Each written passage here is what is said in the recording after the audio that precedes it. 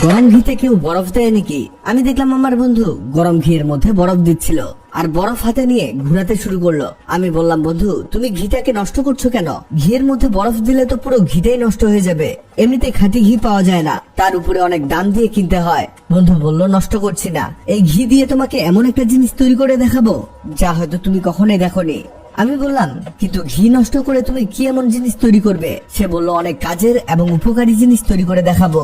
দেখো বন্ধু, এই ঘিয়ের মধ্যে বরফ দিয়ে ঘষলে এমন ভাবে জমতে শুরু করবে, আর যখন এমন হয়ে আসবে ঠিক তখন এতে দিয়ে দিব ধনেপাতা কুচি। ধনেপাতা কুচি দিলেই হবে না, আবারও বরফ দিয়ে এটাকে ম্যাশ করতে হবে। আমি যত দেখছি শুধু অবাক হয়ে যাচ্ছি, এমন কাজ এর আগে কখনোই দেখিনি। আমি বললাম, তুমি কি আমাকে বলবে তুমি আসলে কি তৈরি করছো? বন্ধু বলল, একটু ধৈর্য ধরো, এক্ষুনি বুঝতে পারবে কি তৈরি করছি। তবে এখানে 1 চামচের মতো আজওয়াইন মশলা দিতে হবে। আমি বললাম, এই মশলা কি মশলার দোকানে পেয়ে যাব? সে বলল, হ্যাঁ অবশ্যই। আমি বললাম, আর কিছু অ্যাড করতে হবে না? সে বলল, হ্যাঁ, এই যে এখানে 1 বাটির মতো ময়দা দিয়ে দিব।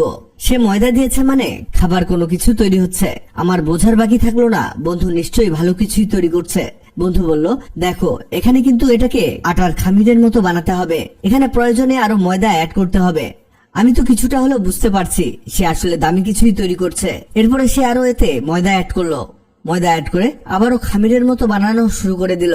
বন্ধু বলল, দেখো এটাকে এমন ডো বানিয়ে নিতে হবে, আর এরপরে এতে দিতে হবে লবণ। এখানে 1 চামচের কাছাকাছি লবণ দিয়ে দিচ্ছি। আর লবণ অ্যাড করা হলে এটাকে আবারও মিশিয়ে নিতে হবে। তার এটা হতেও এটাকে কিছুক্ষণ রেস্টে রাখতে হবে যাতে সবকিছুই ভালোভাবে সেট হয়ে যায়। কিছুক্ষণ পরে দেখালো এটা হয়ে গেছে। এবার সে এটাকে অল্প একটু হাতে নিয়ে রুটির মধ্যে বেলতে শুরু করলো। আমি বললাম, বন্ধু তুমি এটা দিয়ে কি রুটি বানাচ্ছ? বন্ধু বলল, না, এটা দিয়ে আমি অনেক দামি একটা জিনিস তৈরি করছি। সে বলল, এটাকে বানাতে হবে রুটির মতো, কিন্তু এটার টেস্ট রুটির চেয়ে অনেক বেশি মজার। দেখতে দেখতে সে এটাকে রুটি শেপে বানিয়ে নিল। এবার বলল, দেখো বন্ধু, এবার লাগবে ছুরি। ছুরির সাহায্যে এটাকে কাটতে হবে। সে ছুরি দিয়ে এটাকে চিকন করে কাটা শুরু করলো। সে কাটতে কাটতে আপনি জানিয়ে দিন আপনি কোথা থেকে ভিডিওটি দেখছেন, যাতে পরের ভিডিওতে আপনাকে ধন্যবাদ জানাতে পারি। বন্ধু এগুলোকে একেবারে সুন্দর একটা শেপে কেটে নিয়েছে।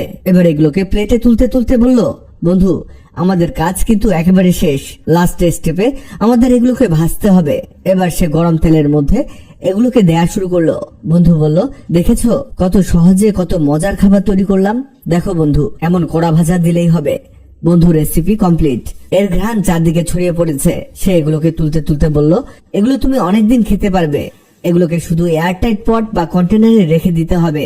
একেবারে মুচমুচে হয়েছে, এখানে কোনো প্রকার চিনি ব্যবহার করা হয়নি, তাই এটা অনেক বেশি স্বাস্থ্যসম্মত। আমি খেয়ে দেখলাম অসাধারণ চমৎকার হয়েছে, অনেক মজা পেলাম খেয়ে। ধন্যবাদ বন্ধু এত মজার খাবার খাওয়ানোর জন্য।